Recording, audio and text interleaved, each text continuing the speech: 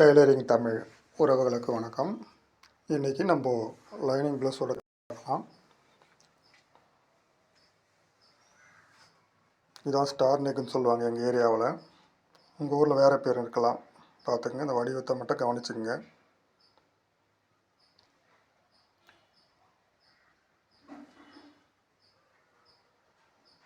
இதுக்கு வந்து கழுத்துக்கு வந்து உள்பீஸ் இல்லாமல் தைக்க போகிறோம்.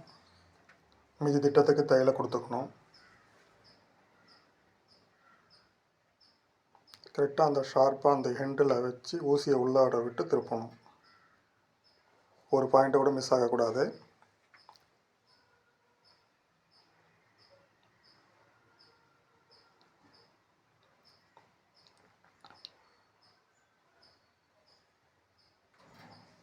இப்போ கீழே இடுப்பாண்ட அரை அங்கலத்தில் ஒரு மீதி திட்டத்துக்கு தையல் போட்டுக்குங்க.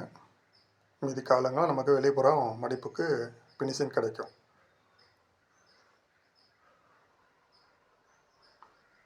தையல் போடும்போது பீஸ் முன்ன பின்ன போகக்கூடாது.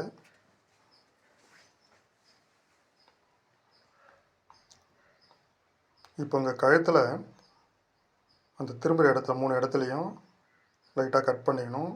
தையலை பாதிக்காத அளவுக்கு கட்டிங் போட்டுக்குங்க. லைட்டாக அந்த மாதிரி தையல் அடிபடக்கூடாது, முக்கியமான விஷயம்.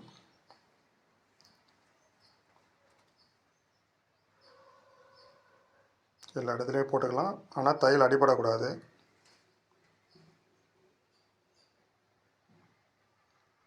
இப்போ பாருங்கள், இதை எப்படி திருப்புறேன் பாருங்கள்.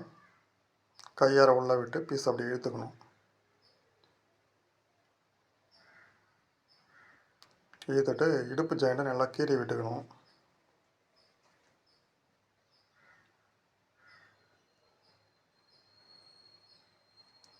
இதுதான் கழுத்து இந்த அமைப்பில் தைக்கிறோம்னா மேலே ரேஸ் வச்சு அட்டாச் பண்ண போகிறோம்.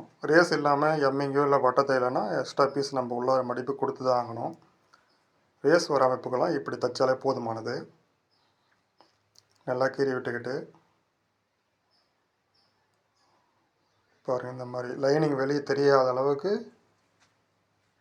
தையலை போட்டுட்டு வரணும்.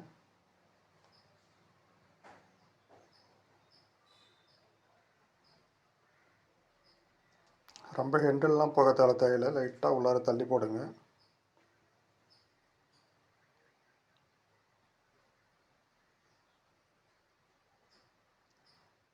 அந்த கார்னரில் அழகாக ஊசியை உள்ளார விட்டு திருப்பிக்கணும்.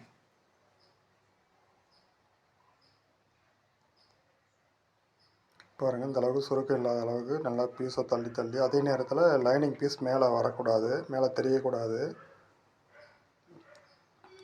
அந்தளவுக்கு நம்ம கட்டிங் பண்ணும்போது கட்டிங்கில் ஷார்ப்பாக கொண்டாந்துடணும். கட்டிங்கில் கரெக்டாக நீங்கள் அதை வச்சிங்கன்னா தான் இந்த மாதிரி அமைப்புக்கு தைக்க முடியும். பாருங்கள், எங்கேயும் லேசாக சுருக்கம் கூட அடிக்கக்கூடாது. உள்ளார இருக்கிற பீஸுக்கு ஏற்ப மேலே ஒட்டி விட்ட மாதிரி நம்ம அந்த தையல் அமைச்சிக்கணும். இப்போ இந்த இடத்துல பாருங்கள், நம்ம ஏற்கனவே கை பீஸ் தைச்சோம் இல்லையா, அந்த 1/4 இன்ச்சு கரை மேலே தையல் வராத அளவுக்கு தையலை மேலே ஏற்றி கொடுத்துக்கணும். அப்போ தான் அந்த பார்க்குறதுக்கு ஃபினிஷிங் அழகாக இருக்கும்.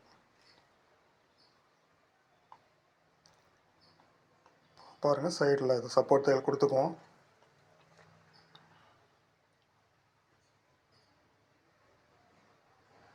ஓகே, இதில் எதனா எக்ஸ்ட்ரா இருந்ததுன்னா பிசுறு இருந்ததுன்னா எடுத்துடலாம்.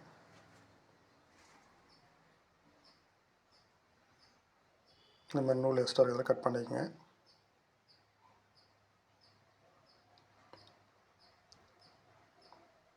அடுத்தது ஃப்ரண்ட் பீஸை வச்சு ஜாயின் பண்ண போகிறோம். பாருங்க, நான் எப்பயுமே ஃப்ரண்ட் பீஸ் தனித்தனியாக கட் பண்ணுவேன். இந்த மாதிரி வச்சு இணைச்சிக்கணும். இதில் ஹாம்கோல் பக்கம் ஷார்ப்பாக வச்சுட்டு எட்ஜாக வர பீஸை வந்து ஃப்ரண்ட்டில் கொடுத்துக்கணும். அது ஏன்னா கொஞ்சம் நேரத்தில் தெரியும் உங்களுக்கு. இப்போ அப்படியே பீஸை திருப்பிக்கினேன். இப்போ லைனிங் வச்சு அட்டாச் பண்ண போகிறோம். பாருங்கள், எல்லாமே கீழே தான் இருக்கணும். இப்போ லைனிங் வச்சு மேலே அட்டாச் பண்ண போகிறோம்.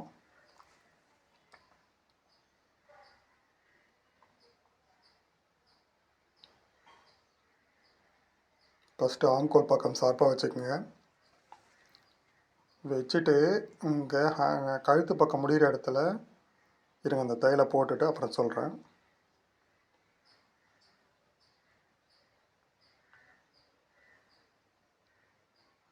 கரெக்டாக ஏற்கனவே போட்ட தையல் மேலே கொடுத்துருங்க. முடிஞ்ச வரைக்கும் ரஃப் போட்டுக்குங்க, அப்போ தான் தையல் பிரியாமல் இருக்கு. இங்கே பாருங்கள், இப்போ அந்த எட்ஜாக இருக்கிற பீஸுக்கு உள்ளே இருக்கிற அந்த பேக் பீஸ் கழுத்தும் மாட்டாமல் அளவுக்கு மாட்டக்கூடாது, பார்த்து எச்சரிக்கையாக தள்ளிட்டு இந்த மாதிரி தள்ளிட்டு நம்ம ஏற்கனவே ஃப்ரண்ட் பேக் சைடில் போட்ட மாதிரி அந்த மிதித்திட்ட அளவுக்கு தையலை கொண்டுட்டு போகணும். எங்கேயுமே அந்த பேக் கழுத்து பீஸு மாட்டக்கூடாது, தள்ளிக்கணும் நல்லா. அதேமாதிரி இப்போ இந்த சைடை இணைச்சிக்குவோம். இது துல்லியமாக நம்ம கட் பண்ணும்போது செஞ்சாதான் நமக்கு இந்த மாதிரி அமையும். ஒரு இம்மி அளவுக்கு கூட பீஸ் மெயின்டைன் பண்ண போகாத அளவுக்கு பாருங்கள், எங்கேயும் மாட்டக்கூடாது, தச்சிடணும் இந்த மாதிரி. இப்போ இங்கேயும் வந்து நூல் அடிபடாத அளவுக்கு கட்டிங் லைட்டாக கொடுத்துக்குங்க, அப்போ தான் பீஸ் திரும்பும். பாருங்கள், இந்த மாதிரி பிசுலாம் இருந்தால் அதெல்லாம் எடுத்துடுவோம். இப்போ பாருங்கள், திருப்பி பேக் சைடில் நம்ம எப்படி தையல் போட்டோமோ அதே மாதிரி மேலே தையல் போடலாம். போடும்போது ஷோல்டர் மேலே நான் எப்பயுமே தையல் கொடுப்பேன், தையல் கொடுத்தா தான் நல்லாயிருக்கும்.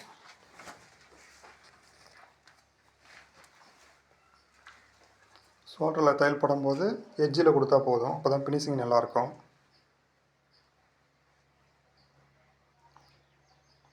சுருக்கம் இல்லாத அளவுக்கு தையலை கொடுத்துக்குங்க.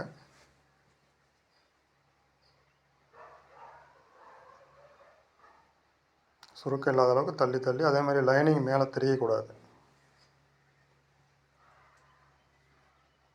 இந்த இடத்துல பீஸ் தனியாக இருக்கிறதுனால சப்போர்ட் தையல் ஒன்று கொடுத்து இந்த பக்கம் ஃபுல்லாக ஃபினிஷிங் கொடுத்துருவோம். இது தைக்கிறதுக்கு ரொம்ப எளிமையாக இருக்கும் இந்த மாதிரி தைச்சிங்கன்னா.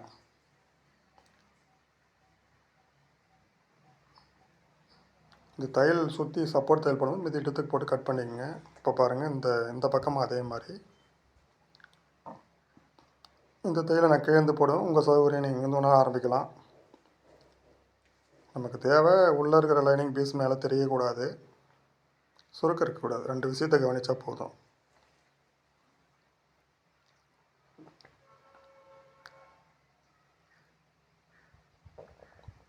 அதுமாதிரி ஷோல்டரில் எட்ஜிலே தையல் கொடுத்துக்கணும்.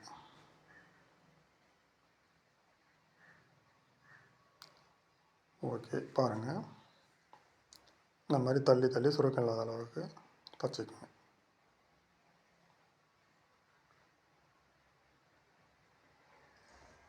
மேல் பீஸு எக்ஸ்ட்ரா போனாலும் தப்பு இல்லை, சுருக்கம் இருக்கக்கூடாது நமக்கு. ஏன்னா எக்ஸ்ட்ரா தான் லைட்டாக விட்டு கட் பண்ணுவோம் கட் பண்ணும்போது, அதனால் மேல் பீஸை வந்து அதிகமாக இருக்கிறத கட் பண்ணி விட்டுடலாம். சுருக்கம் இல்லாத அளவுக்கு தச்சு பிசுறு இருந்தால் இப்போ கட் பண்ணிவிடுங்க. பிசுறு எக்ஸ்ட்ரா மேல் பீஸ் கொஞ்சம் எக்ஸ்ட்ரா இருந்தால் கட் பண்ணி எடுத்துருங்க. ஓகே நண்பர்களே, அடுத்த வீடியோவில் நான் மற்ற விஷயத்தெல்லாம் சொல்கிறேன். நம்ம சேனல் இது வரைக்கும் சப்ஸ்கிரைப் பண்ணிக்கோங்க, மற்ற வீடியோலாம் போய் பாருங்கள், அப்போ தான் புரியும். தேங்க்யூ.